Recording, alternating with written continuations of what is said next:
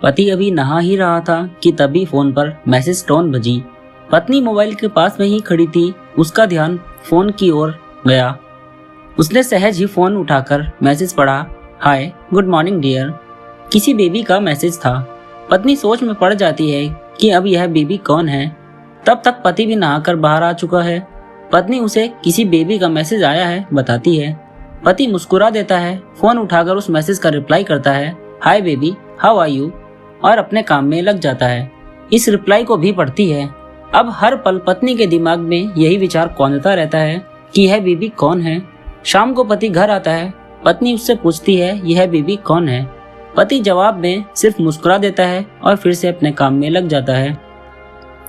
2-3 दिन बीत जाते हैं। उन विचारों ने अभी तक पत्नी का पीछा नहीं छोड़ा था और फिर से पति के मोबाइल पर फिर एक बार बेबी का मैसेज आता है, आज तो मिलोगे कि नहीं, तुम्हारी बहुत याद आ रही है।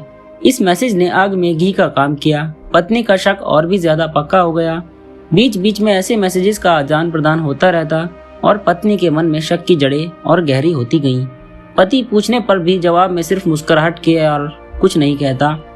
यह शक गुस्सा बनकर तब ज्वालामुखी की तरह फट पड़ता है जब एक दिन उसे अपने पति की जेब में सिनेमा की 2 टिकटें मिलती हैं। पत्नी अपने पति से बहुत झगड़ती है। पति उसे समझाने की कोशिश करता है लेकिन वह कोई भी बात सुनने को तैयार नहीं है। पति को भी उस पर गुस्सा आ जाता है और यह झगड़ा और भी ज्यादा बढ़ जाता है। गुस्से में पति घर से बाहर निकल जाता है। पत्नी का गुस्सा पति से कई गुना ज्यादा है। तुरंत वो अपना सारा सामान पैक करती है, एक चिट्ठी लिखती है कि मैं मायके जा रही हूँ हमेशा के लिए, और पति का घर छोड़कर चली जाती है।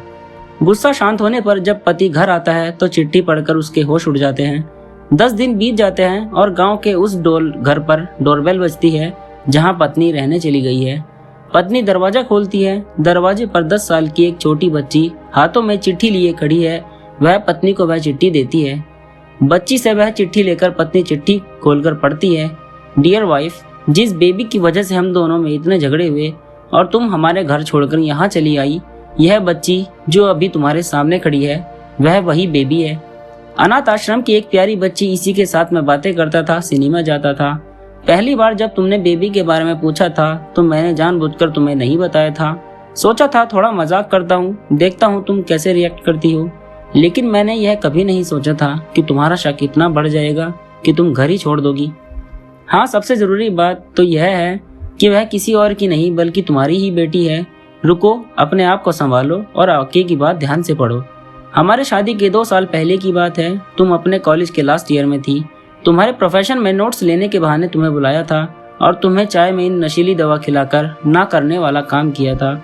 इसमें तुम्हारी कोई गलती नहीं है, लेकिन कुदरत ने अपना काम किया और तुम्हारे पेट में इस बेबी को डाल दिया। काफी प्रयास करने पर भी अबॉर्शन नहीं हुआ तो तुम्हारे घर वालों ने समाज के डर से तुम्हें 6 महीने तक घर में ही रखा। तुम्हारे पिताजी खुद एक डॉक्टर हैं, इसलिए वह बिना मांगा बच्चा बड़ी आसानी से किसी को कानो कान खबर हुए इस दुनिया में आया। भविष्य में तुम्हारी शादीशुदा जिंदगी में कोई प्रॉब्लम ना हो, इसलिए तुम्हारे पिता ने इस बच्चे को गांव के एक अनाथ आश्रम में छोड़ दिया। यह बच्चा मतलब नहीं बेबी जो अभी तुम्हारे सामने खड़ी है। अगर अभी भी विश्वास नहीं हो रहा है तो इस बच्ची के गाल का वो तिल देख लो जो शायद तुमने उसे आखिरी बार रोते हुए देखा होगा, या फिर अपने पिताजी से पूछ लो। पत्नी जल्दी से उस बच्चे को पास में लेकर उसके गालों का तिल देखती है। उसका मन भर जाता है, उसकी आंखों में आंसू आ जाते हैं, लेकिन अभी भी चिट्ठी बाकी है, इसलिए वह आगे बढ़ती है। मुझे पता है अभी भी तुम्हारे मन में यह सवाल उठ रहा होगा कि यह सब मुझे कैसे पता। तुम्हें बता दूं कि यह सब तुम्हारे खुद के पिता नहीं, अपने मन में उठ रहे पश्चाताप को शांत करने के लिए शादी के 1 महीने पहले मुझसे मिलकर सारी बात मुझे बताई थी। उन्होंने यह भी कहा था कि अगर मैं चाहूँ तो शादी से इनकार कर सकता हूँ। मैंने तो स्वीकार किया क्योंकि इस पूरी घटना में तुम्हारी कोई भी गलती नहीं थी और हमारी शादी हो गई।